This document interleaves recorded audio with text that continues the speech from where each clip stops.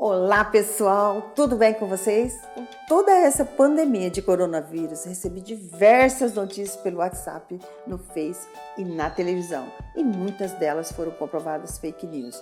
E devido a toda essa confusão, resolvemos trazer também informações reais e certificadas pelo Ministério da Saúde e pela Organização Mundial de Saúde. E antes de nós começarmos, devo deixar um ponto bem claro aqui. Eu não sou epidemiologista e todos os dados que eu vou trazer para vocês foram fontes de muita pesquisa que fui fazendo ao longo dos últimos dias e com todas as fontes são citadas na descrição. E caso você trabalhe na área e tiver algum complemento que seja necessário ou até mesmo uma correção, pode ficar à vontade escrevendo nos comentários aqui. Claro, de uma forma construtiva, é claro, né? Informação e conhecimento nunca é demais. Vamos lá, pessoal! Coronavírus, o SARS-CoV-2. Não é à toa que muita gente está assustada. O vírus se espalhou com uma velocidade assustadora e com alguns meses depois dele surgir, já temos mais de 367 mil casos confirmados e 16 mil mortes. E esse número não para de subir. Coronavírus são uma família de vírus conhecida há muito tempo e responsável por desencadear diversos resfriados comuns e síndromes respiratórias graves, como é o caso do SARS. A transmissão desses vírus pode ocorrer de uma pessoa para outra por meio de contato próximo com o doente. O SARS-CoV-2 é o coronavírus mais recente descoberto. Inicialmente, ele recebeu a denominação de 2019 nCoV, mas no dia 11 de fevereiro de 2020 passou a ser chamado SARS-CoV-2. A primeira morte ocorrida em decorrer desse novo vírus aconteceu no dia 11 de janeiro de 2020 e rapidamente a doença que ficou conhecida por Covid-19 alastrou-se pelo planeta. E em março de 2020, todos os continentes já haviam sido afetados. Isso levou a OMS a declarar no dia 11 de março de 2020 que a Covid-19 é sim uma pandemia.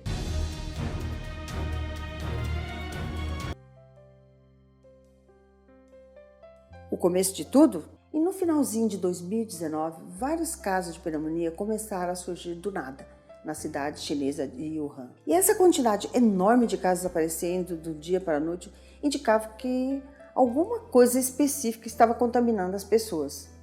O problema é que ninguém conseguiu descobrir a origem dessa pneumonia.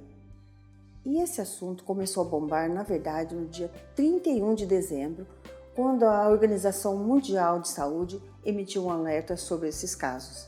Em comum, os casos estranhos de pneumonia deram negativo para o vírus respiratório comum. E essas pessoas trabalhavam na feira de pescado em Hunan. Uma feira que vende muito mais do que peixe, como sapos, marmotas, tartarugas, patos, fazão, cobras, enfim, uma variedade enorme de animais selvagens que frequentemente têm doenças que nós não temos. Mas o grande problema é que esse mercado é uma verdadeira nojeira. Os animais são vendidos ali vivos nas barracas. O lance é que alguns deles eram portadores desse vírus, mas o órgão de saúde suspeitam de ser os morcegos. Então, existem vírus e bactérias que se hospedam em animais sem causar nenhum dano ao bicho. E esses micro-organismos podem acabar infectando humanos e que tenha contato com os animais, mas a coisa ficou muito mais séria quando confirmaram que essa pneumonia era verdadeira, causada por um tal coronavírus. Inicialmente acreditou-se que a doença era transmitida apenas por animais e para humanos. Entretanto, após o aumento do número de casos, descobriu-se que a transmissão poderia ocorrer também de uma pessoa para outra, contaminando o mundo.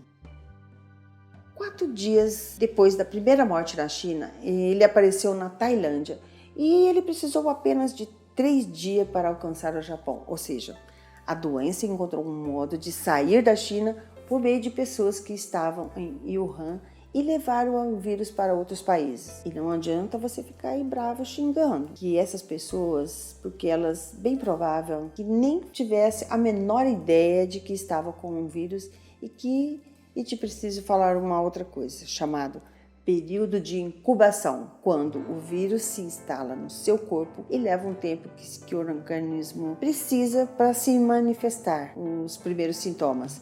e é em torno de 2 a 2 semanas, e muita gente que saiu de Wuhan nem sequer desconfiavam que estavam doentes.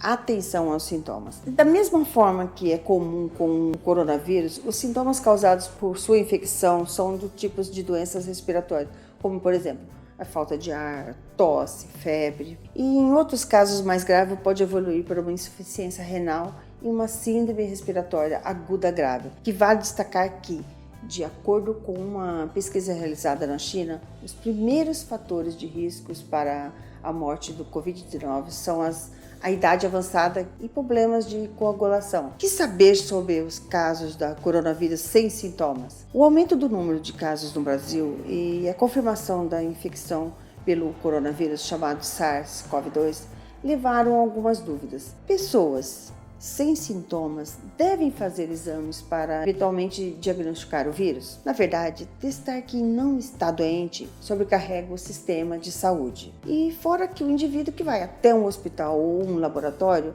ele pode estar se contaminando com outros vírus que estejam por ali.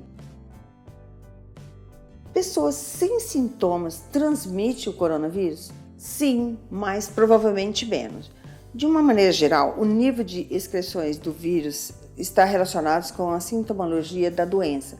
Ou seja, quanto mais doente a pessoa está, mais carga viral ela carrega e, portanto, mais vírus libera em circulação. Fora que, sem tossir ou sem espirrar, já se eliminam 2 vias de transmissão importantes do SARS-CoV-2, que é propagada por meio de gotículas das secreções respiratórias. E se eu tiver contato com um caso confirmado? Aí, nessa situação, o que ocorre é a observação. A pessoa deve ser orientada a prestar bastante atenção nos sinais parecidos com um resfriado ou gripe. E se os sintomas surgirem e forem leves, a recomendação é deixar de circular por aí e conversar com o seu médico, eventualmente indo a um posto de saúde, ou até mesmo visitar um hospital se estiver no grupo de risco, acima dos 40 anos e com doenças crônicas, por exemplo. E por outro lado, a febre alta, mal-estar intenso e dificuldades para respirar exige uma investigação mais complexa, eventualmente com uma internação. Os testes e o acompanhamento próximo de quem teve contato com os infectados são importantes para frear a transmissão local e diminuir com velocidade com o qual ele se espalha. Pessoal, se gostaram desse conteúdo, deixe seu like, se inscreva no canal, ative as notificações para ficar por dentro de mais dicas. Espero ter ajudado vocês com esse vídeo. E é isso aí, pessoal. Bye, bye!